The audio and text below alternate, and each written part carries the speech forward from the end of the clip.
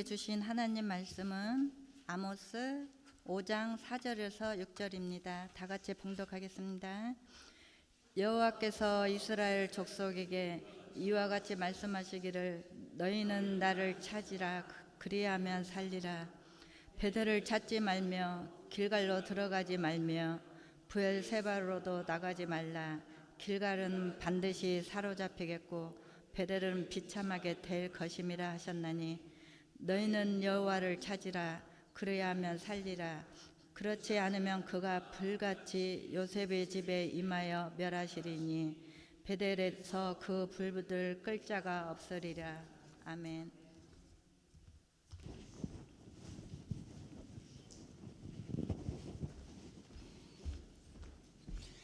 할렐루야. 오늘도 우리 말씀 듣기 전에 서로 인사 나누고 말씀 듣겠습니다. 엄지손가락 들고요. 오직 예수 줄여서 오예 인사하시죠. 오예. 오예. 오직 예수님밖에 없습니다. 나를 구원하실 분은 오직 예수 그리스도 한 분밖에 없는 줄로 믿습니다. 할렐루야.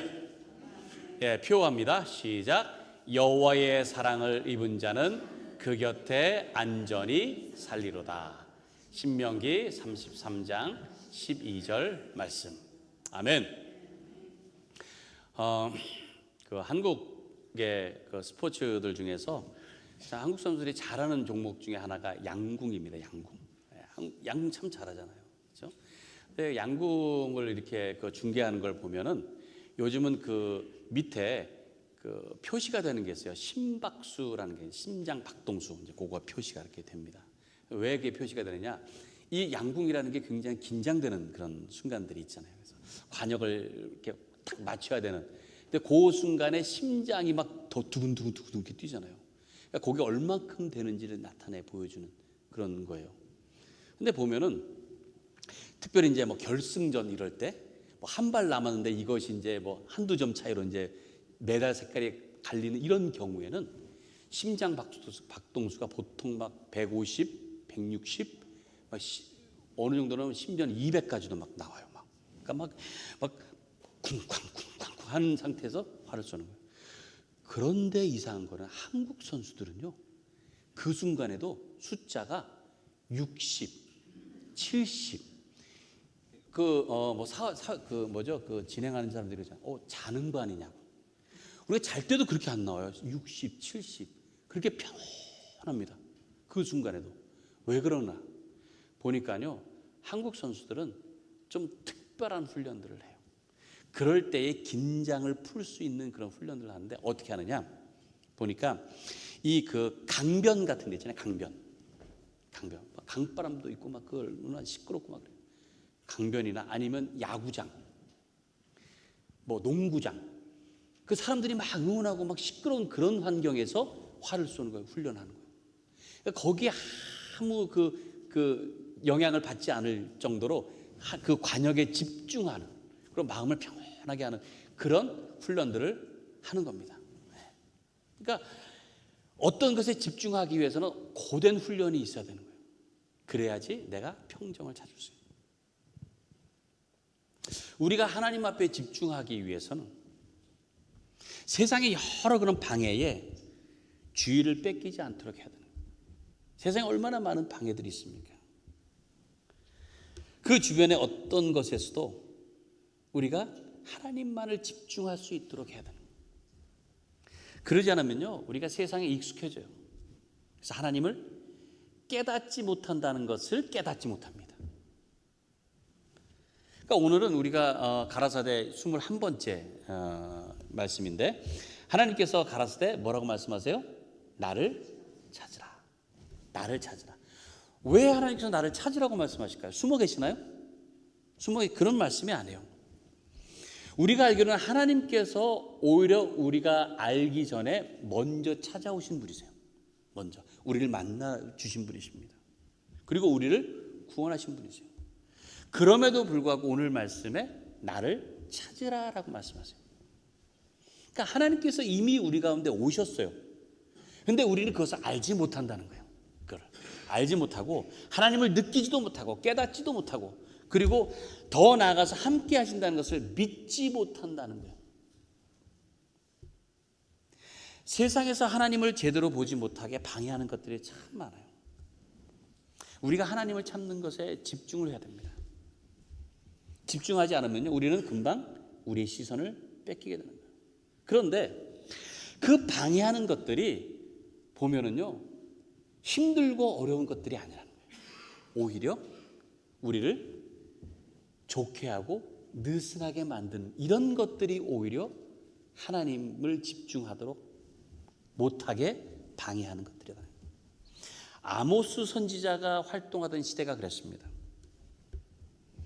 주변에 하나님을 인식하지 못하게 방해하는 것들이 참 많았어요.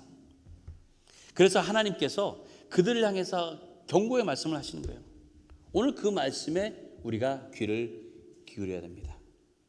먼저 이 아모스 선지자는 흔히 정의의 선지자라고 불립니다. 정의의 선지자. 원래는요, 양을 치고 뽕나무를 재배하는 그런 농부였어요. 근데 하나님의 부르심을 받았습니다. 그리고 이 아모스는 남유다 출신입니다. 그런데도 유다뿐 아니라 북이스라엘까지 가가지고 하나님의 말씀을 전하는 그런 사명을 감당을 했습니다.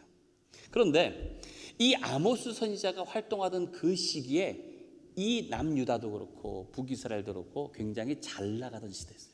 아주 안정되고 잘 나가던. 특별히 이 북이스라엘은 여로보암 2세, 처음 나라를 세웠던 여로보암이 아니고 그 여로보암 2세입니다. 그 2세가 그 잃어버렸던 영토도 찾고 땅을 넓혀가지고 아주 큰 지역을 차지하고 있었어요. 그리고 굉장히 부강해진 그런 상태였습니다. 말 그대로 다윗과 솔로몬 이후에 나라가 갈라졌지만 다시금 그 당시의 그 부흥을 맞이하는 어떤 제2의 전성기를 누리는 그런 시대였어요. 그러니까 분위기가 굉장히 고조되어 있습니다. 야, 이제는 정말 우리가 잘 되는구나. 우리가 이제 안정이 되는구나. 부흥이 되는구나. 그런 분위기였습니다. 그러다 보니까 오히려 종교적으로는 하나님을 제대로 섬기지 않는 거예요.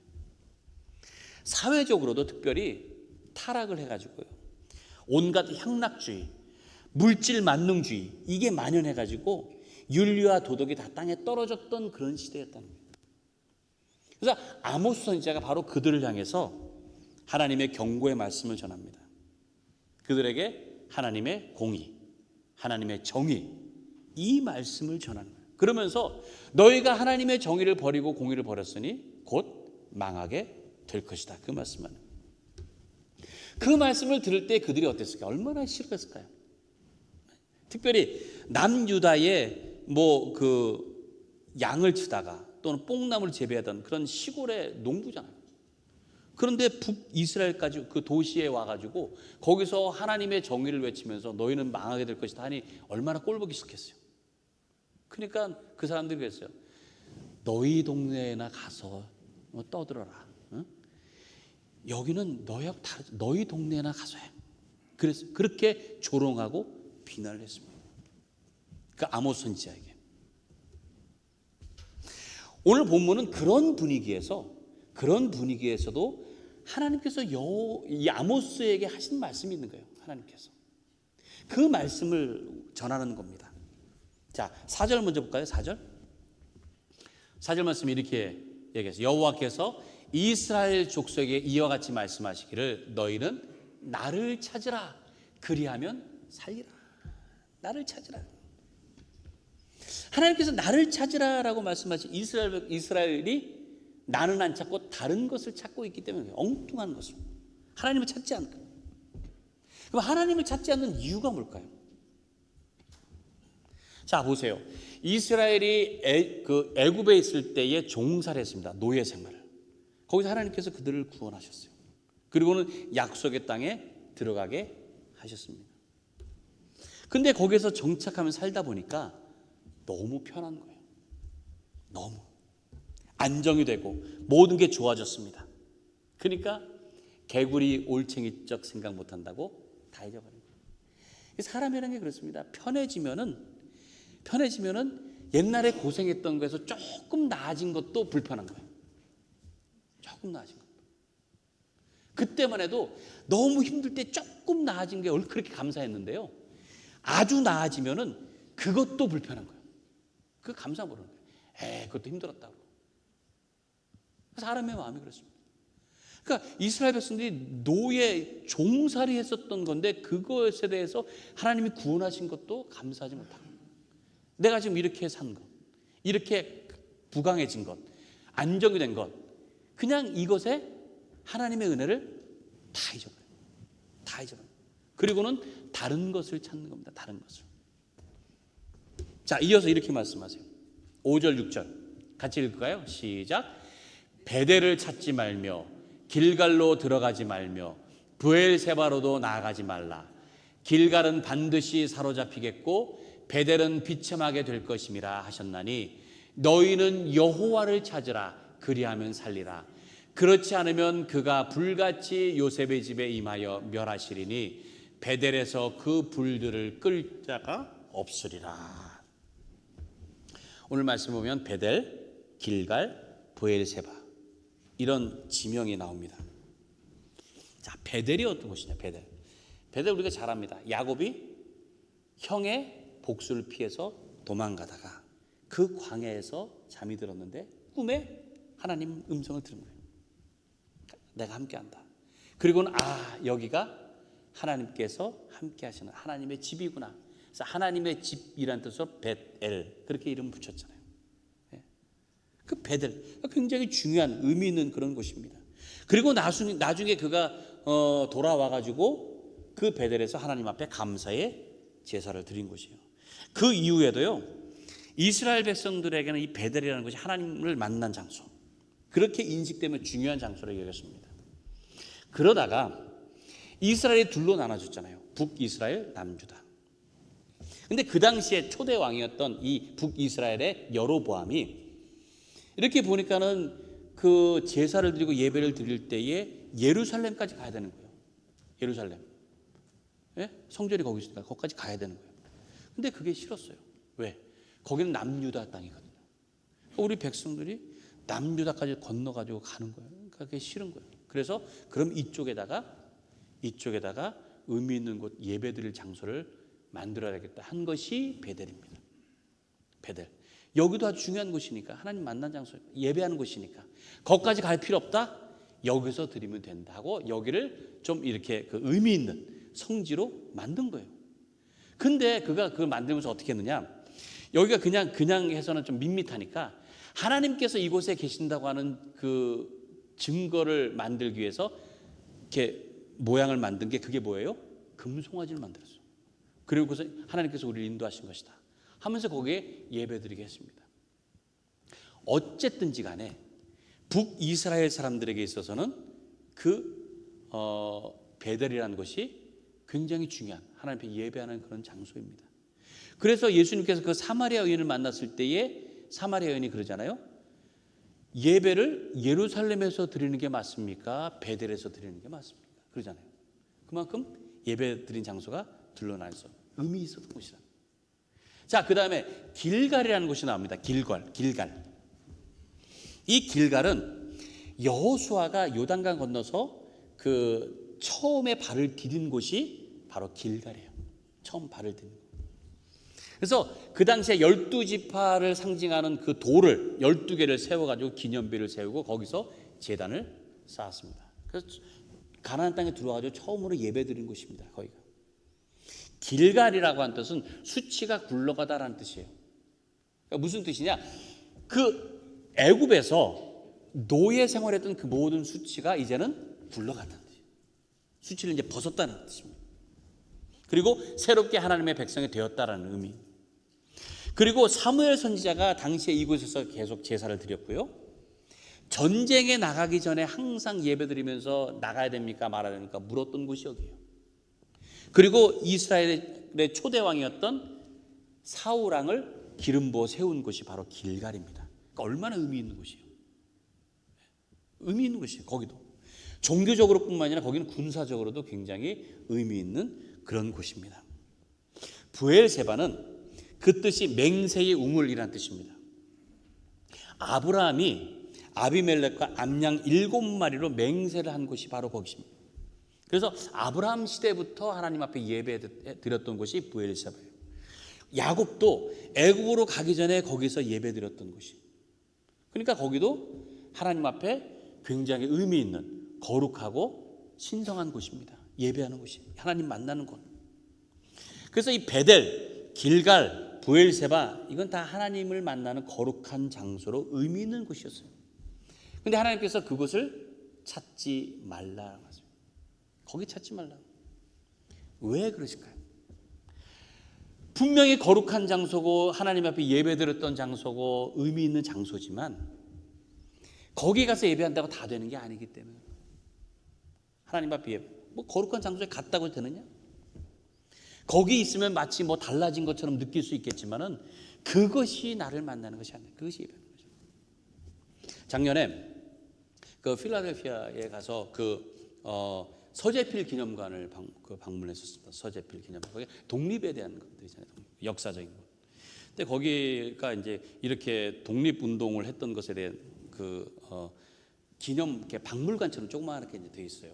근데 거기에 그 큰 좀 대형 사진이 하나 이렇게 쭉 붙어 있었습니다.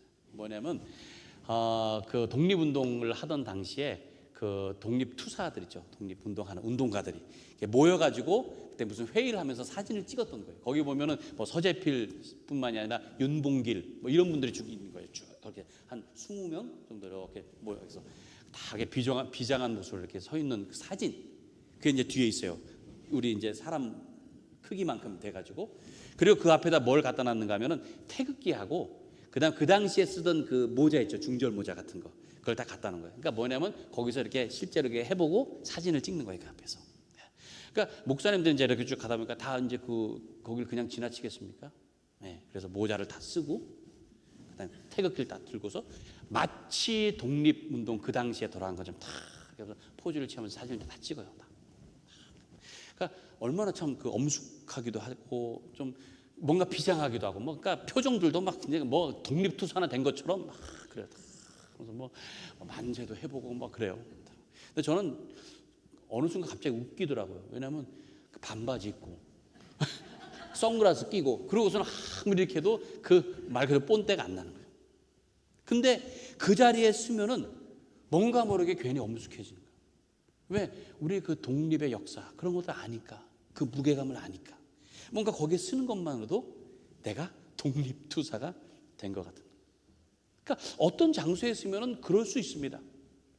이스라엘 백성들에게 베델, 길갈, 브엘세바가 그런 곳일 수 있어요. 야, 하나님께서 우리를 이렇게 구원하신 곳, 우리를 인도하신 곳, 약속하신 곳, 여긴 정말 의미 있는 곳이다. 거기서 딱 예배만 드리면 뭔가 그냥 홀리한 것 같은 거예요. 그냥 예배만 드리면 다 된 것 같은 거예요.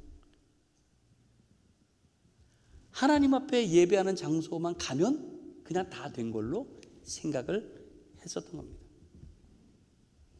그러니까 하나님 만났다고 착각하고 하나님 앞에 예배했다고 오해하는 거예요. 근데 그 속을 살펴보면은 그들이 거기서 예배한 게 아니에요. 그 이유가 거기서 오히려 안일함을 누리기 위한 거예요. 그냥 우리는 선민이니까 이렇게 돼서 우리가 잘 되고 있구나. 네? 거기서 어떤 정당성을 찾는 것뿐이지 정작 하나님을 만나는 것은 안중에도 없었다는 겁니다. 하나님 뜻대로 결단하는 것도 없었다는 거예요. 그러니 그렇게 하나님을 떠나고 모든 것들이 타락한 모습으로 살아가는 것이잖아요. 예배 장소에 있지만은 예배와는 아무 상관이 없고 아무 의미가 없었다는 거예요. 그래서 하나님께서 그곳에 갈 필요 없다는 거예요. 하나님을 만나라는 그런 목적이 전혀 없기 때문에 그런 거예요. 자, 만약에 우리가 이탈리아를 관광을 한다고 한번 쳐봅시다. 이탈리아 가보신 분 계세요 혹시? 이탈리아? 가보셨어요? 거기 가면은 일단 커피, 그렇죠? 이탈리아는 커피가 유명하잖아요. 커피. 그래서 또 그 사람들은 굉장히 진하게 먹는데 에스프레소 드셔보셨어요? 네.